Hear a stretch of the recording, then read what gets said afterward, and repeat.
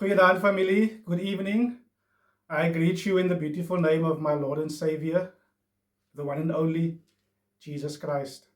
I'm glad to be back with you, continuing together through the book of Proverbs.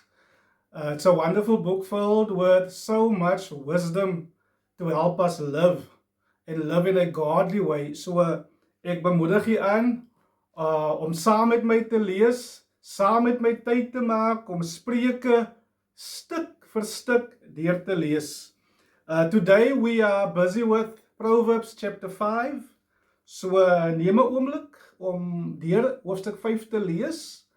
U kan die video pause vir 'n oomblik en neem net 'n oomblik om te lees van vers 1 die hele hoofstuk 5 deur voordat ons begin om hierdie lieflike hoofstuk van Spreuke te ontleed. Amen.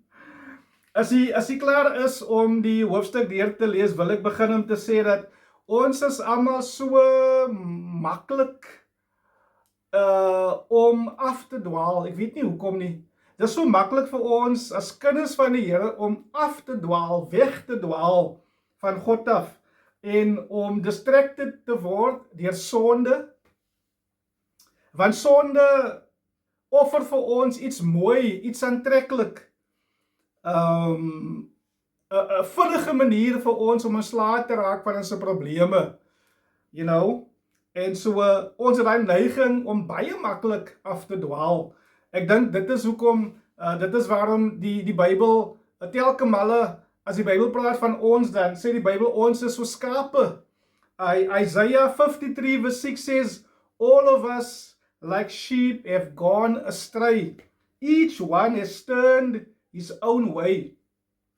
En dan sê die Bybel ook vir ons telke male, vernaam in Jakobus 1 vers 12 tot 18, hoe dat sonde 'n manier het om ons weg te neem, weg te dra. Deur ons eie begeertes wat ons het, word ons versoek. And we are carried away by our own sinful desires. 1 John chapter 2 verse 15 to 17 also shows us how the world is full of things that offer us false fulfillment. And so here, especially in this book of Proverbs, filled with wisdom that helps us to not wander off the path of God. Dit is waar van Spreuke vol is wysheid om ons te help om te bly op God se weg. Vandag terwyl ons hoofstuk 5 van Spreuke deur lees, this chapter, the context of it comes across as a father teaching his son on how to avoid adultery and how the son can pursue faithfulness in marriage. But these lessons are applicable to more than married people. These lessons transcend age, gender. It is for everyone, basically.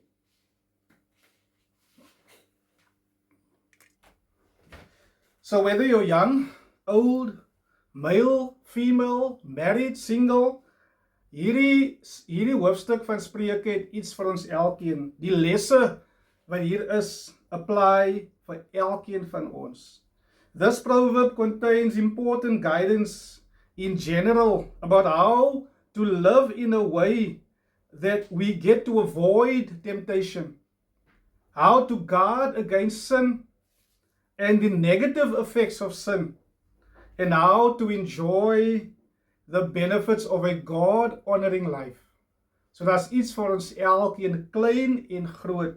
So kom ons dig in. Die eerste punt wat Proverbs 5 vir ons highlight, vernaam hier van vers 3 tot 6, is dat ons nie moet luister na sonde nie. We should not listen to sin. A spoonful of sugar helps the medicine go down. Deze lyn van 'n gesang wat gesing was, die tyd toe medisyne baie bitter was. Toe word daar gesê dat dit help as jy 'n bietjie suiker of iets soet in die lepel plaas of om die beker plaas, dan help dit mos nou vir mense om makliker die bittere dinge te drink. En wat gebeur? Die vyand het dit agtergekom. En dit is wat die vyand doen met sonde. Hy smeer 'n bietjie heuning aan. Sonde is bitter. But just because we taste the sweetness, ons gooi ook net af. 'n Mens sal gif ook drink once we taste the sweetness. So dit is wat sonde doen. En dit is wat hierdie pa aan sy seun eintlik nou vertel. Wees versigtig. En die image van versoeking en sonde wat hier gebruik word is the adulteress. Die adulteress. He says, her lips drip honey. Her speech is smoother than oil, sê hy.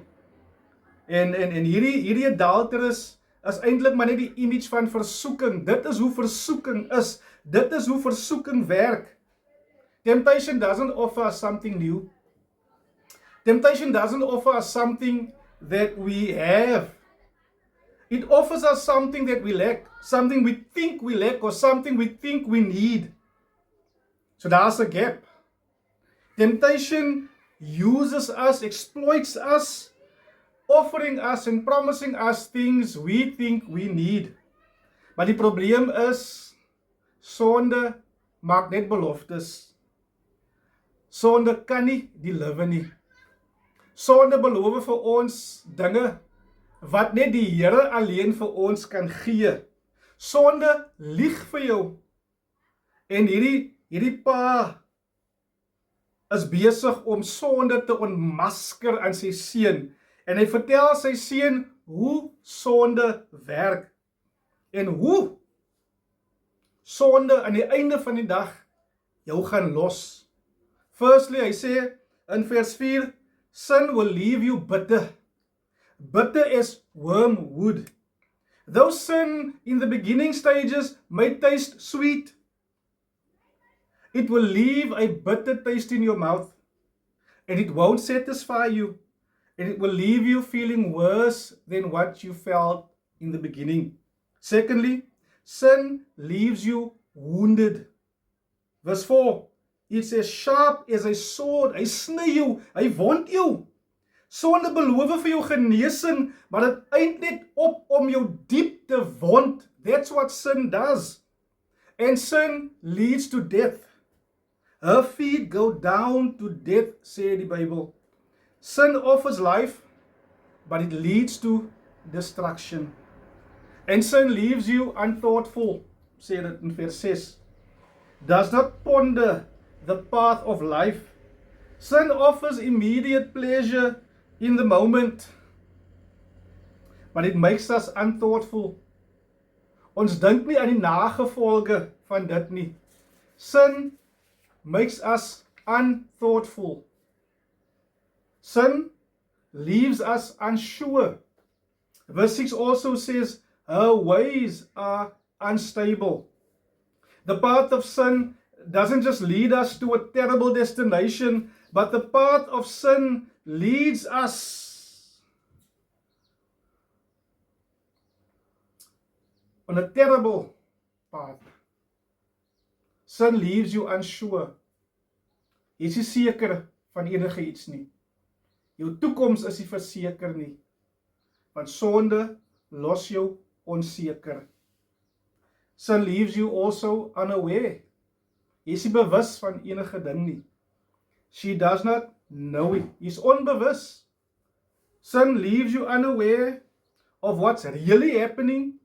Jy is net besig om jouself te geniet in sonde, maar jy is onbewus van wat regtig waar plaasvind. Sonde nam jou. Het nam jou.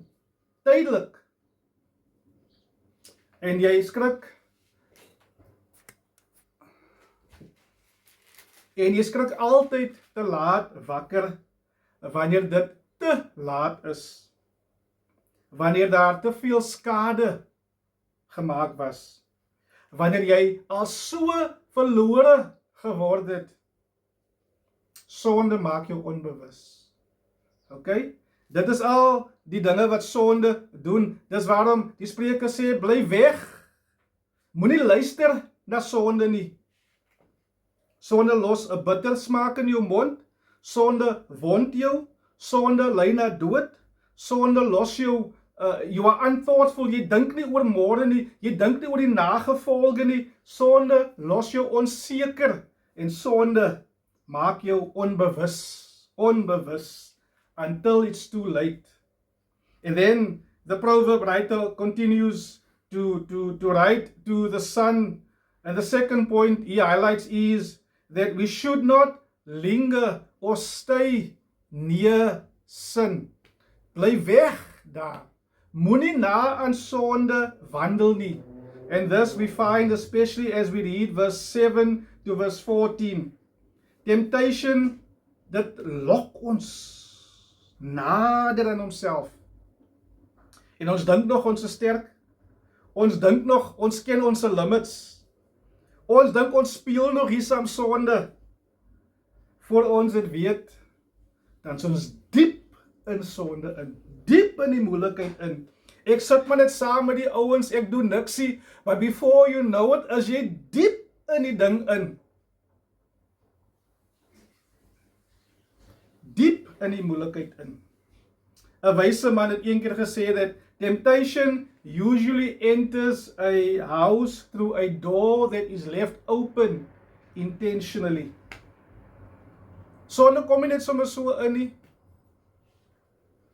The father in this proverb continues encouraging his son not to listen to temptation and to be careful. He says, do not go near the door of her house. Stop playing games with sin. Hou op speel met sonde. Stop lingering near sin. Bly weg daar. Sê vir iemand daar, bly weg daar, bly weg daar. Bly weg daar. Stop seeing how close we can get to the edge of a cliff before we fall off. And so the rest of this section is focused on what will happen when we get sucked into sin. Number one, what happens when we get sucked into sin? Sin robs you. Dit beroof jou. Oh, verse 9 to 10 speaks about that. But John 10 verse 10 also says, the thief has come to steal, to kill, and destroy. But Jesus says, I have come to give life and life in abundance. Sonde is 'n dief. It takes away everything good out of your life.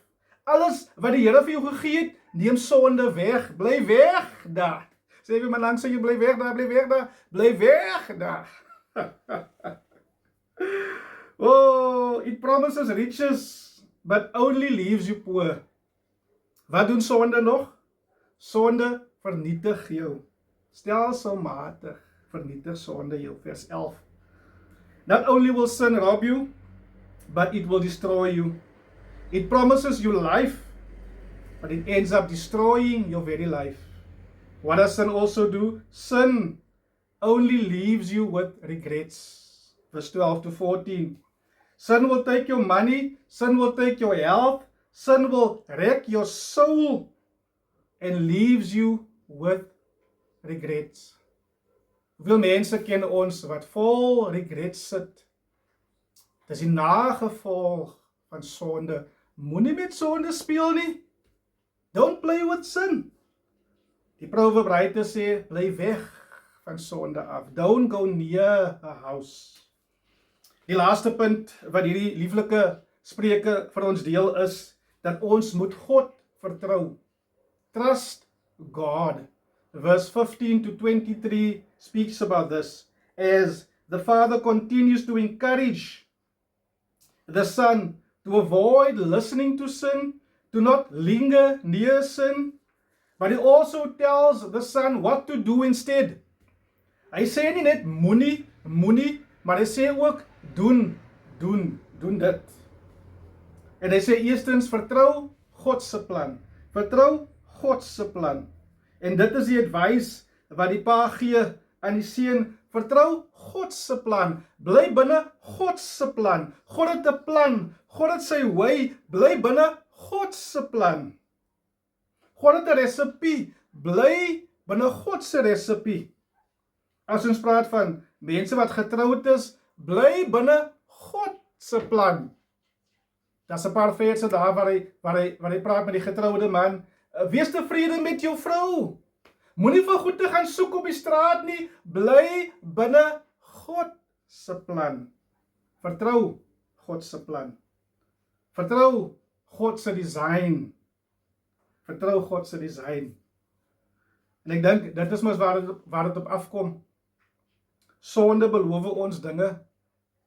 En ons gaan vir dit, want ons vertrou nie God se plan nie. Ons dink, ons kan nie dit kry met God se plan nie. God het 'n plan. Proverbs 3 vers 5 sê dan ook vir ons, trust in the Lord with all your heart and do not lean on your own understanding. En Proverbs 16:25 sê ook, there is a way that seems right to man, but the end of it leads to death. En dan gaan die proverb aan om vir ons aan te moedig om God se plan, God se purpose te vertrou. God se purpose te vertrou, God se doel, God se plan en God se doel te vertrou. Sometimes trusting God's plan can seem like blind obedience, but it's okay. You know, in the midst of so many temptations that are coming at us, sometimes doing the things we know to do, sometimes sticking to the truth we know is enough to save us. Ons hoef nie nuwe dinge te doen nie. Ons moet net bly by God se plan, God se doel. God tells us we need to stay in His plan, trust His purpose. Trust His purpose. Kyk wat se tipe woorde gebruik hulle hierso. Hulle praat van joy, blessed, satisfy, exhilarated. Sien, God se plan en God se doel vir ons is om hierdie ware vreugde te kry. Hierdie lasting joy te experience. Sonde beloof vir ons 'n maklike pad na joy toe. Nie aan joy nie, joy. But it only leads to death. It leads to destruction. It leads to regret. En so God encourage ons om te bly op die weg van gehoorsaamheid. Dis 'n moeilike weg, maar die einde daarvan is ware vreugde. Hemelse vreugde. En dan laastens, vertrou God se voorsiening. Trust God's provision. God does more than just offer us a map or a roadway to joy, but God goes with us. He says in verse 21, the ways of man are before the eyes of the Lord, and He watches all His paths. Die Here is met ons.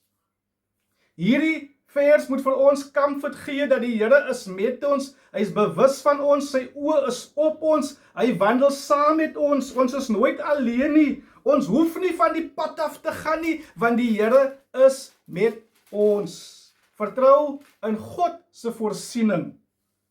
Vertrou in God se voorsiening. Die Here is bewus van jou. Hy ken jou. Hy is lief vir jou. En hy kyk uit vir jou. So geliefdes, wees bemoedig. Hier is 'n baie lieflike 'n hoofstuk wat nie net applicable is vir getroude manne en vroue nie, maar vir almal. Bly weg van sonde. Moenie luister daarna nie. Moenie na aan sonde beweeg nie. En vertrou God se plan. Vertrou God se plan. Ons is skape, ek sluit af. Ons is skape en skape het 'n neiging om af te dwaal.